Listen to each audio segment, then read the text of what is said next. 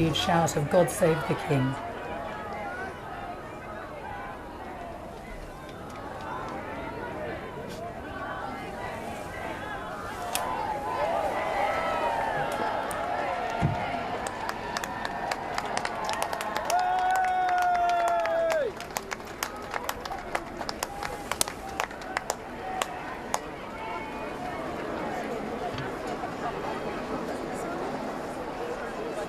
And so King Charles straight to the public to greet the people who have been waiting for so long, to exchange a few words with them as he arrives here at Buckingham Palace.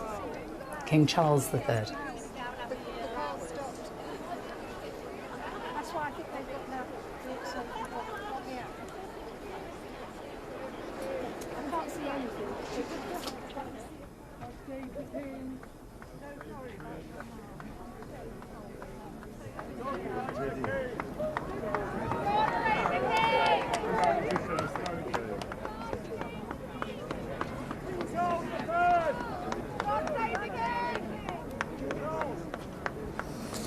Interesting people of all ages, aren't they? Just looking at the faces and trying to just identify.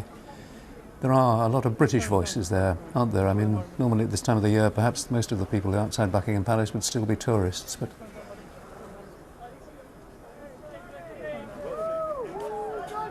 some flowers, yes.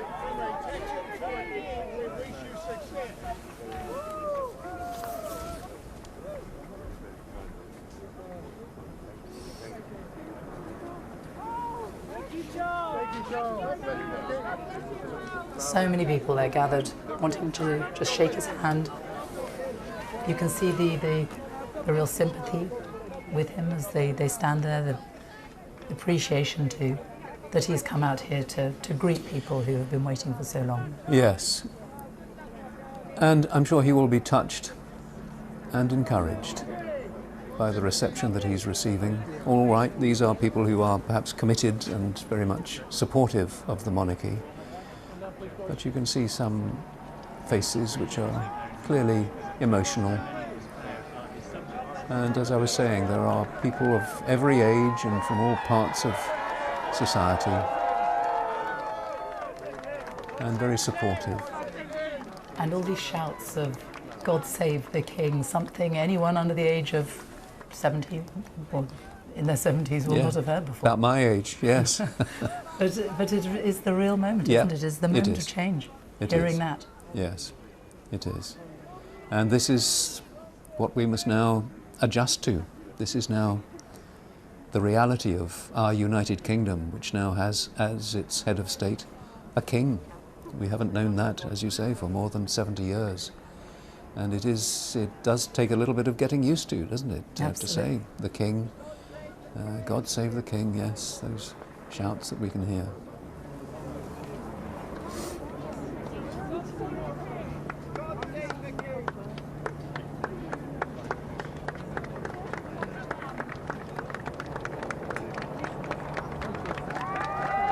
So many hands outstretched, so many people wanting to greet King Charles. He hasn't even stepped into Buckingham Palace. No, and it's quite a long line. Again, I'm just looking at the aerial, and so I suspect, well, we'll just have to wait and see. He may just go in, walk in there through the aerial views. Look at the crowds that have gathered. Everyone with their arms aloft. Everyone trying to capture that image on their phones. And the flowers there, you can see lined up by the railings. And that, I suspect, is just a fraction of the number that we will see there by the time the state funeral does take place. I don't know for how long the palace authorities will leave flowers there, but I suspect they may feel that they do need to leave them in place.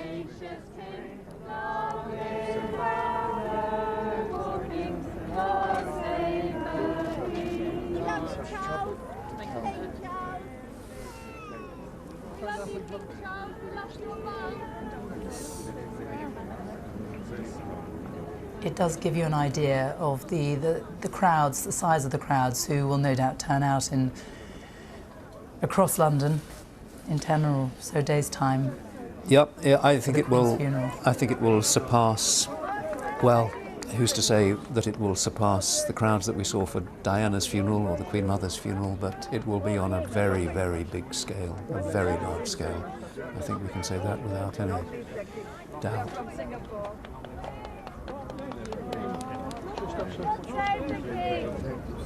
And the King has a busy few days, busy few hours, let alone days ahead of him. He will meet the Prime Minister this afternoon as King. He will make this address to the nation at about 6 o'clock. There's a service at St Paul's. And then tomorrow the Accession Council, which is the moment when he is proclaimed King. It's not by law, but it is a tradition, a centuries-old tradition that goes back very many centuries, the moment that the nation is told yes, there has been a passing. All these traditional historical components coming together. As you say, the Accession Council, when normally the entire Privy Council comes together, but the Privy Council is now so large that I think there isn't room for them. So I think they've had to, if not ballot for it, they've restricted it to, is it 500 or 200? Yeah. And I'm sure there's some Privy Councillors who aren't best pleased at the thought that they won't be there for the Accession Council, which will be a really historic moment, the Accession Council for a new monarch, where there will be an oath will be sworn, and generally the new monarch will say something. And as you say, that will all be televised live. And that all takes place not at Buckingham Palace. Oh, a kiss for the new King. That all takes place not at Buckingham Palace, but at St James's Palace next door.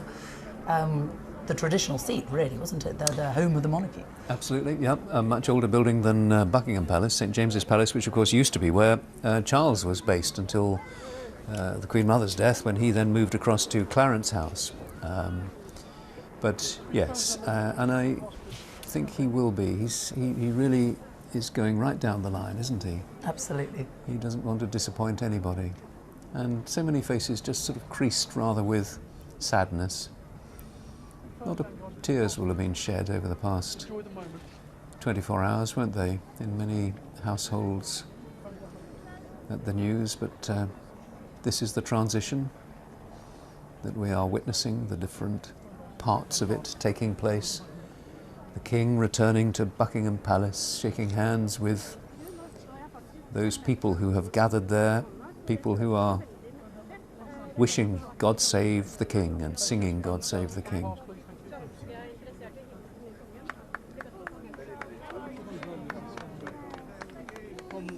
Somebody from the media. Trying to do an interview.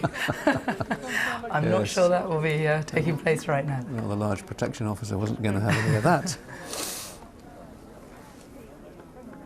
Lots of smiles, lots of sympathy, and people just wanting to shake his hand, really.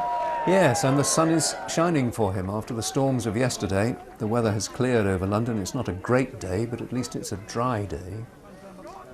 So I suspect we're very nearly at the end of the line, and he will then be going into Buckingham Palace. No sign of Camilla. I don't know, we haven't seen whether she's following along a few paces behind him. I suspect possibly, well, we don't know. This is So- no. I get the impression that this is a very much a solo. Yeah, it's his walkabout. moment, isn't it? It's his moment. The King. There we are. He is. He's up at the gates. heading He in. Yes. has greeted an awful lot of people there, and now he can Wondering take where to in go. the flowers. Look at all those flowers.